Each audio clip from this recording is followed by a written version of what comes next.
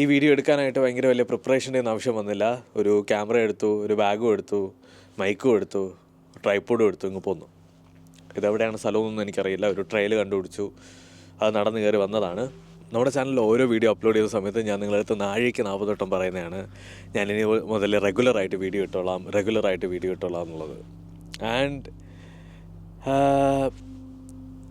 Moving from India to Canada was the best decision in my life, but still it wasn't the easiest one. നമുക്ക് നാട്ടിൽ നിന്ന് നമ്മളൊരു business നടത്തിക്കൊണ്ട് നമ്മൾ വളരെ സ്റ്റേബിളായിട്ട് വന്നുകൊണ്ടിരിക്കുന്ന ഒരാളെന്ന നിലയിൽ നമ്മളതെല്ലാം വെച്ച് ഒരിടത്തേക്ക് കയറി വരാമെന്നുള്ളത് ഭയങ്കര എളുപ്പമായിട്ടുള്ള ചിന്തയാണ്, ഭയങ്കര ബെസ്റ്റായിട്ടുള്ളൊരു ഡിസിഷനാണ്. കാരണം exposure to a new world. ഞാൻ കാനഡയിൽ വന്നിട്ട് ഒരിടത്ത് ജോലിക്ക് പോകേണ്ട ആവശ്യം വന്നിട്ടില്ല. I'm doing what I love to do. But അത് ഏറ്റവും ബെസ്റ്റായിട്ടുള്ളതും എഫിഷ്യൻ്റ് ആയിട്ടുള്ളതും പ്രൊഡക്റ്റീവായിട്ടുള്ള രീതിക്കാണോ ചെയ്യുന്നതെന്ന് ചോദിച്ചു കഴിഞ്ഞാൽ ഞാൻ പറയും നോ. ഫസ്റ്റ് ഓഫ് ഓൾ, ഞാൻ പണ്ടൊക്കെ വീഡിയോ എടുക്കുന്ന സമയത്ത് എൻ്റെ കൂടെ ഉണ്ടായിരുന്ന കുറേ പേര് എൻ്റെ അടുത്ത് പറഞ്ഞിട്ടുള്ളൊരു കാര്യമാണ്, നമ്മുടെ താഴ്ചകൾ അല്ലെങ്കിൽ നമ്മൾ താന്നു പോകുന്നതോ നമ്മുടെ വീഴ്ചകളതോ നമ്മൾ 4 പേരെടുത്ത് പറയാൻ പാടില്ല. നമ്മളെപ്പോഴും നമ്മുടെ നല്ല കാര്യങ്ങൾ നമ്മൾ ബെസ്റ്റായിട്ട് ചെയ്തതും അക്കോംപ്ലിഷ് ചെയ്തതും മാത്രമേ പറയാൻ പാടുള്ളൂ എന്ന്.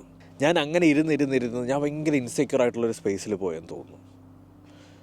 ഈ വീഡിയോ അതെല്ലാം ചേഞ്ച് ചെയ്യാനുള്ളതാണ്. ഈ ആംഗിൾ എനിക്കിഷ്ടപ്പെട്ടില്ല, അടുത്ത ആംഗിൾ പോകാം. നമ്മൾ വിചാരിക്കും പോലെ എല്ലാ കാര്യങ്ങളും ടേൺ ഔട്ട് ചെയ്യണമെന്നില്ല. നമ്മളെങ്ങനെയാണോ പ്ലാൻ ചെയ്ത് വയ്ക്കുന്നത് അതിൻ്റെ ടോട്ടലി ഓപ്പോസിറ്റ് പോകാം. അറ്റ് ദ സെയിം ടൈം എൻ്റെ ഭാഗത്തും നാട്ടിൽ നിന്ന് ഇവിടേക്ക് വരുന്നതിന് മുന്നേ എൻ്റെ ഭാഗത്തുനിന്ന് പറ്റിയ ഏറ്റവും വലിയ മിസ്റ്റേക്ക് എന്ന് പറഞ്ഞാൽ not having a solid system and solid plan. Yes, എനിക്ക് വർക്ക് അറിയാം, എനിക്ക് റെഗുലറായിട്ടുള്ള പൈസ വരുന്നുണ്ട്, യൂട്യൂബ് ചാനലുണ്ട്, ക്ലയൻസ് ഉണ്ട്, എല്ലാം ഉണ്ട്. പക്ഷേ സോളിഡ് ആയിട്ടുള്ളൊരു പ്ലാനും സോളിഡ് ആയിട്ടുള്ളൊരു സിസ്റ്റം ഇല്ല എന്നുണ്ടെങ്കിൽ ഇങ്ങനെ പോവേണ്ട സാധനം ഇങ്ങനെ പോവും. That happen to me. And recently ഞാൻ കേരളത്തിലുള്ള ഗോം ഡിജിറ്റൽ കൺസൾട്ടൻസിയുടെ എല്ലാ ഓപ്പറേഷൻസും ക്ലോസ് ഡൗൺ ചെയ്തു.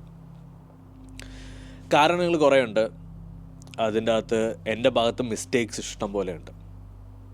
അതൊന്നും ഇല്ലയെന്ന് ഞാൻ പറയുന്നില്ല. റിപ്പീറ്റഡ്ലി ഞാൻ ഉണ്ടാക്കിയ സെയിം മിസ്റ്റേക്ക് തന്നെയാണ് വീണ്ടും ഞാൻ ഉണ്ടാക്കിക്കൊണ്ടിരുന്നത്. I'm not proud of it. I'm not proud of it at all. But shit happens. ഒരു ബിസിനസ് നടത്തുന്ന ആളെന്ന നിലയിൽ എനിക്ക് തോന്നുന്നു ഈ പ്രോസസ്സിലൂടെ കടന്നു പോകുന്ന പരിപാടി ഭയങ്കര ഹാർഡാണ്. Taking each and every step. നമുക്കതിനകത്ത് അതായത് ഭൂമിയുടെ വേറൊരറ്റത്തിരുന്നു കൊണ്ട് എൻ്റെ കൺട്രോളിൽ അപ്പുറത്തേക്ക് കാര്യങ്ങൾ പോവും. ഒരു രാത്രി ഉറങ്ങി എണീക്കുന്ന സമയത്ത് പ്രശ്നങ്ങൾ ഗുരുതരമാവും. ചില ദിവസം ഭയങ്കരമായിട്ട് സോൾവ് ആയെന്ന് നമ്മൾ വിചാരിക്കും, പക്ഷെ പിറ്റേ ദിവസം അതിനേക്കാളും ഡബിൾ എഫക്റ്റിൽ തിരിച്ചു വരും. ഇതിനകത്ത് ഞാൻ ഒരാളെയും കംപ്ലയിൻറ്റ് ചെയ്യുന്ന വീഡിയോ ഒന്നുമല്ല, ഞാൻ എന്നെ തന്നെ കംപ്ലയിൻറ്റ് ചെയ്യുന്നതാണ്. It's my mistake. Full accountability ഞാൻ തന്നെ എടുക്കുന്നു. ബട്ട് ഈ ഒരു മൊമെൻറ്റിലെല്ലാം നമുക്ക് പ്ലാൻ ചെയ്യാനുള്ള കാര്യം എന്താണെന്ന് വെച്ച് കഴിഞ്ഞാൽ we have to reroute everything. We have to write down each and every problems we have. എന്നിട്ട് നമ്മൾ അതിനെ ഒന്നേന്ന് തുടങ്ങുക. എൻ്റെ യൂട്യൂബ് ലൈഫിൽ ഞാൻ പഠിച്ചിട്ടുള്ള ഏറ്റവും വലിയ കാര്യം എന്താണെന്ന് വെച്ചാൽ ഇതെല്ലാം നമ്മുടെ ഒരു ലേണിംഗ് ഫേസാണ്. പണി വാങ്ങുക, അതിൽ നിന്ന് പഠിക്കുക, ചിലപ്പോൾ അതിൽ നിന്ന് പഠിക്കൂല, വീണ്ടും സെയിം മിസ്റ്റേക്ക് നടത്തി വീണ്ടും പണി മേടിക്കുക, അതിൽ നിന്നും പഠിച്ചില്ല എന്നുണ്ടെങ്കിൽ വീണ്ടും പണി മേടിക്കുക. ബട്ട് ഒരു പോയിന്റിൽ നമുക്ക് മനസ്സിലാവും, യെസ്, ഇത്രയായി നമ്മൾ ചെയ്യുന്നതിൽ എന്തോ മിസ്റ്റേക്ക് ഉണ്ടെന്ന്. അത് മനസ്സിലാക്കുക, change everything, start again. So ഇത് എൻ്റെ ഒരു സ്റ്റാർട്ടിങ് അഗെയിൻ ഫേസ് ആണ്, ടു ബി ഓണസ്റ്റ്. ഈ ഒരു പ്രശ്നം നടന്ന സമയത്ത് സ്റ്റിൽ എനിക്ക് യൂട്യൂബ് ചാനലിൻ്റെ വീഡിയോസും കാര്യങ്ങളൊക്കെ യൂട്യൂബ് ചാനൽ റൺ ചെയ്യണം എന്നുള്ളത് നിങ്ങൾക്ക് എല്ലാവർക്കും അറിയാം. ഞാൻ ആലോചിച്ച് അതിനൊരു സൊല്യൂഷൻ കണ്ടുപിടിച്ചു. കംപ്ലീറ്റ്ലി ഒരു പ്രാക്ടിക്കലായിട്ടുള്ളതും ഒരു എഫിഷ്യൻറ്റും ആയിട്ടുള്ളൊരു രീതിയാണോ എന്ന് ചോദിച്ചു കഴിഞ്ഞാൽ എനിക്കറിയില്ല. പക്ഷേ ഇറ്റ് വർക്ക്സ്.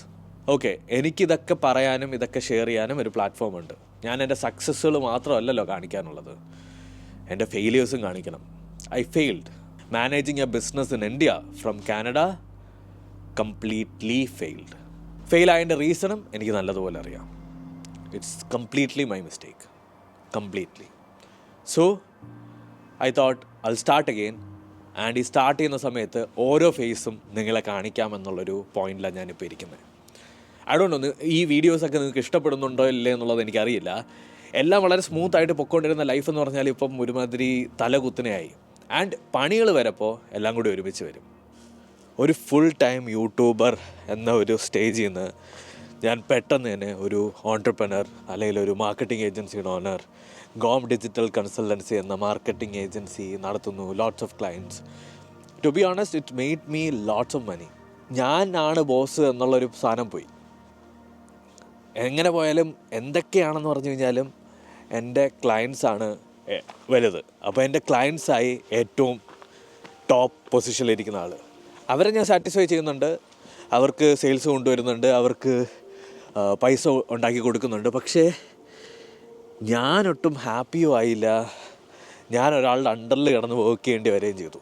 ഇന്നേ വരെ കഴിഞ്ഞ 7 വർഷത്തിൻ്റെ അകത്ത് എനിക്ക് അങ്ങനെ ചെയ്യേണ്ടി വന്നിട്ടില്ല. ബട്ട് അൺഫോർച്ചുനേറ്റ്ലി ഇപ്പോൾ എൻ്റെ ലൈഫിൽ ഞാൻ അങ്ങനെയാണ് ചെയ്യുന്നത്. ഞാൻ എപ്പോഴും ഹാപ്പി ആവുന്നത് ഞാൻ ഒരു ഫുൾ ടൈം യൂട്യൂബർ, ഒരു കോണ്ടൻറ്റ് ക്രിയേറ്റർ, ആൻഡ് നിങ്ങളെല്ലാവരും എന്നെ അപ്രിഷ്യേറ്റ് ചെയ്യുന്നതും ഹാപ്പി ആവുന്നതും ആ സമയത്ത് എന്നാണ് ഞാൻ വിശ്വസിക്കുന്നത്. ആൻഡ് ഇന്നത്തേക്ക് ഇത്രയേ ഉള്ളൂ അപ്ഡേറ്റ്സ്. അപ്പോൾ ബൈ. അടുത്ത വീഡിയോയിൽ